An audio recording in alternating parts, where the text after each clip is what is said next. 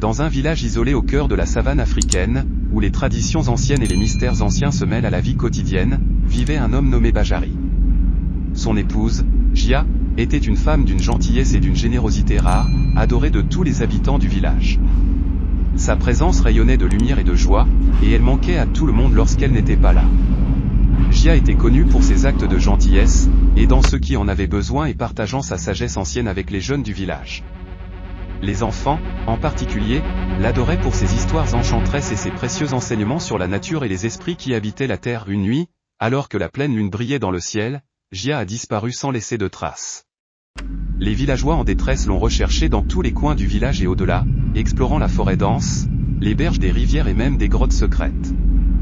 Ils appelèrent Jia à haute voix, espérant qu'elle répondrait, mais le silence était la seule réponse. Les recherches se sont poursuivies pendant des jours et l'espoir de la retrouver a commencé à s'estomper. La tristesse s'est emparée du village et chacun se souvient avec émotion de son sourire chaleureux et de ses délicieux repas qui rassemblaient la communauté. Jia était plus qu'une épouse et une amie, elle était l'âme du village et sa disparition a laissé un grand vide.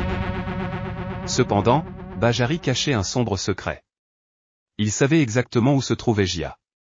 Malgré sa tristesse devant les villageois, au fond de lui, Bajari envisageait déjà de se remarier, cette fois avec Amina, la meilleure amie de Jia.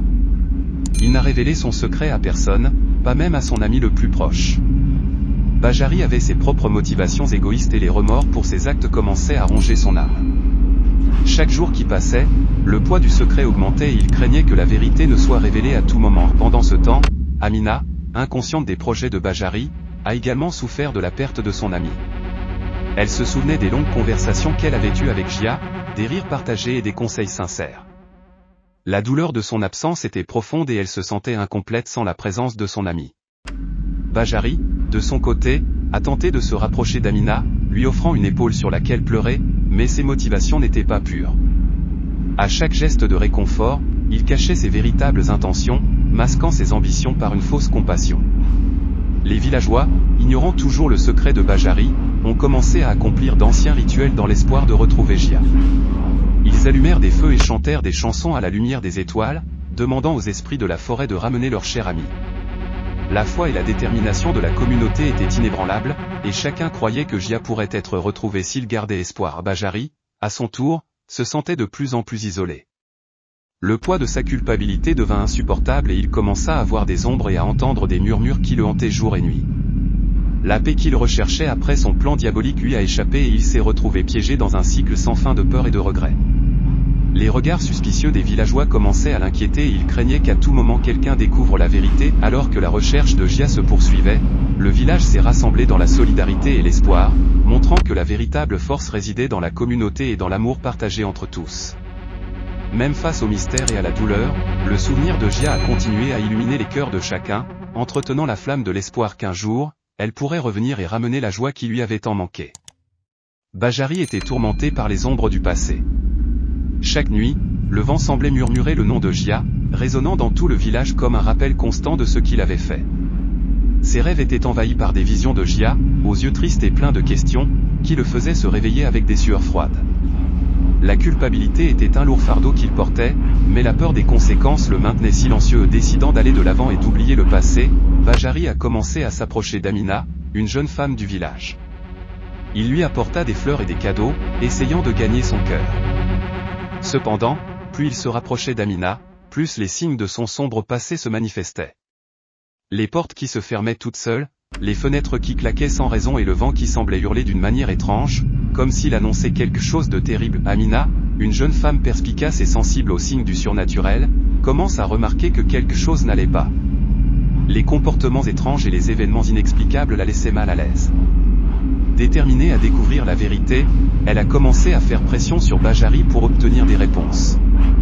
Elle savait qu'il y avait quelque chose de caché sous la surface calme et douce qu'il affichait. Finalement, incapable de résister à la pression et aux signes surnaturels qui se multipliaient, Bajari céda. Il a avoué à Amina le terrible secret qui le rongeait intérieurement. Une nuit de colère et de désespoir, après une vive dispute avec Jia, il l'avait enterrée vivante sous l'imposant baobab du jardin. Le souvenir de cet acte odieux le hantait jour et nuit, mais il n'avait jamais eu le courage de l'avouer jusqu'à présent. Cette révélation a été un coup dévastateur pour Amina. Elle était horrifiée par ce qu'elle avait entendu. Ses sentiments pour Bajari se sont transformés en un tourbillon d'émotions contradictoires: horreur, tristesse et profond sentiment de trahison. L'image de l'homme qu'elle commençait à aimer fut brisée par l'aveu de son terrible crime. L'esprit de Jia, désormais révélé, semblait gagner en force. Le vent hurlait plus fort et les ombres autour du baobab semblaient bouger avec leur propre vie. La culpabilité de Bajari avait finalement émergé du plus profond de son âme, et il savait qu'il ne pouvait échapper aux conséquences de ses actes. La vérité était révélée, et les hantises qui le hantaient n'allaient pas disparaître de sitôt. Amina, le cœur lourd et le sens du devoir, a décidé que la vérité ne pouvait pas rester cachée. Elle rapporta la terrible confession de Bajari aux anciens du village, leur racontant tout ce qu'elle avait découvert. Les anciens écoutaient attentivement, leur visage reflétant la gravité de la situation. La nouvelle de la confession s'est répandue comme une traînée de poudre dans tout le village, transformant l'atmosphère de sérénité en un mélange de choc et d'indignation. Ceux qui étaient autrefois les amis de Bajari le considéraient désormais avec méfiance et colère, exigeant qu'il paie pour ce qu'il avait fait à Jia. Bajari a été traduit devant toute la communauté, où il a été jugé publiquement. Les aînés respectés et sages ont dirigé le processus, mais ont décidé que pour garantir une justice impartiale et exemplaire, il était nécessaire de faire appel à des autorités extérieures. Le village, qui était autrefois un lieu d'harmonie, était désormais plongé dans la tension et l'attente en attendant l'arrivée de ces autorités. Durant cette période d'attente, la communauté s'est rassemblée dans un effort de purification et d'apaisement spirituel.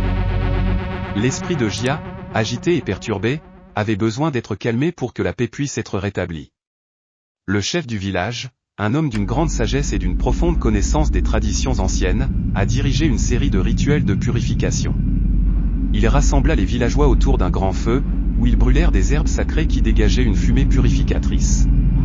Les prières, remplies de révérence et de supplications, résonnaient toute la nuit, chaque mot portant le poids de la pénitence et de l'espoir de rédemption. En plus des rituels, les villageois ont décidé de transformer le lieu où Jia a été enterré en jardin commémoratif. Chaque personne apportait une plante ou une fleur à planter dans ce sol, désormais sacré à la mémoire de Jia. Les enfants, de leurs petites mains prudentes, ont aidé à planter les graines, chacune représentant un souhait de paix et de souvenir.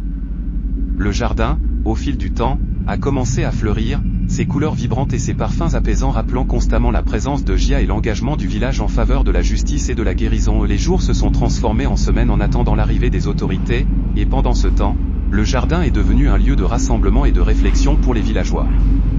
Les gens venaient prier, déposer des offrandes ou simplement s'asseoir en silence, contemplant les événements qui avaient ébranlé leur communauté.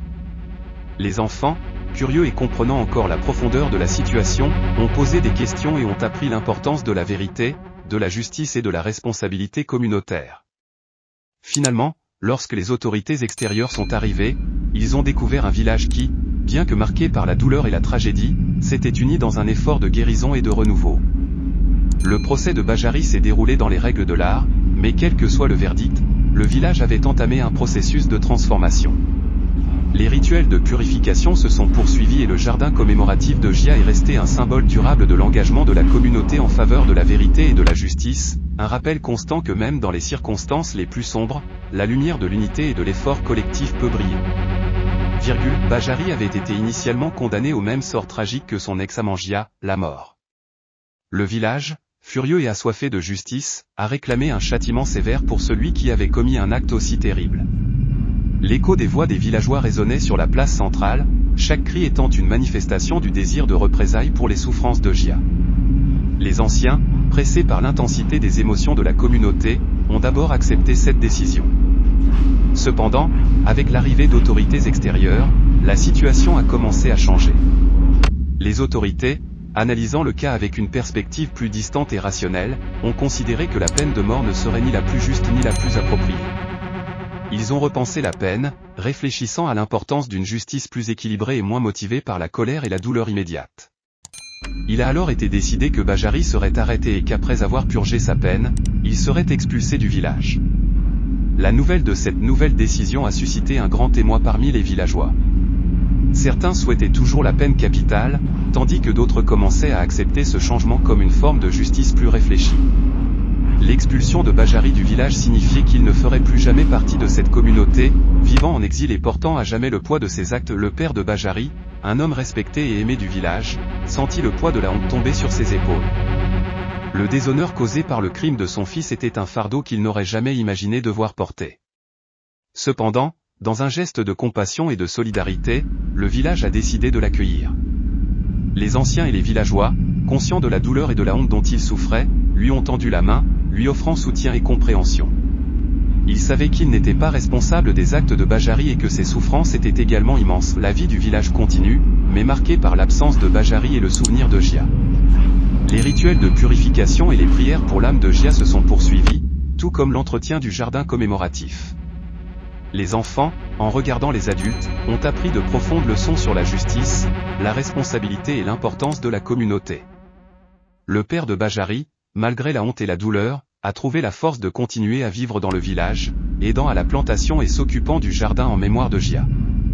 Il est devenu un symbole de résistance et de dignité, démontrant que même face au plus grand déshonneur, il est possible de trouver la rédemption et le soutien de la communauté. Et durant cette période, quelque chose d'extraordinaire s'est produit dans le village. Une série de phénomènes inexplicables ont commencé à se produire. Les cultures, auparavant sèches et improductives, ont soudainement commencé à fleurir de manière luxuriante. Les fruits et légumes poussaient en abondance, apportant à chacun une subsistance inattendue.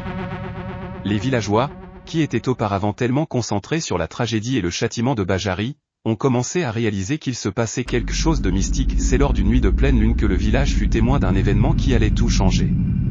Pendant que tout le monde dormait, une lumière vive et sereine émanait du jardin où Gia avait été enterré. La lumière était si intense qu'elle a réveillé tout le monde. Ils se rassemblèrent autour du jardin, perplexes et étonnés. Au milieu du jardin, où ils avaient planté des fleurs en mémoire de Gia, un arbre magnifique et feuillu était sorti de terre. Les feuilles brillaient d'un vert intense et les fleurs dégageaient un doux parfum qui remplissait l'air. Les anciens, conscients de l'importance de ce phénomène, décidèrent que l'arbre serait un symbole de renouveau et d'espoir pour le village. Ils organisèrent un grand festival en l'honneur de Gia, où ils dansèrent, chantèrent et racontèrent des histoires anciennes autour de l'arbre. Les enfants, les yeux brillants de curiosité, ont écouté attentivement les légendes et ont appris l'importance de l'unité, du pardon et de la force de la communauté. Et au fil du temps, l'arbre est devenu le centre spirituel du village. Les gens venaient de partout pour voir l'arbre miraculeux et ressentir la paix qu'il dégageait. Les villageois ont construit un petit sanctuaire autour, où ils pouvaient déposer des offrandes et dire des prières. Le village, autrefois marqué par la tristesse et la méfiance, dégage désormais une énergie positive et vibrante. L'histoire de Bajari et Gia, remplie de trahison, de regrets et de recherche de rédemption, est devenue un conte moral transmis de génération en génération. Les villageois ont appris que même si le pardon peut être accordé, les actes ont des conséquences durables et la vérité, aussi douloureuse soit-elle, doit toujours prévaloir.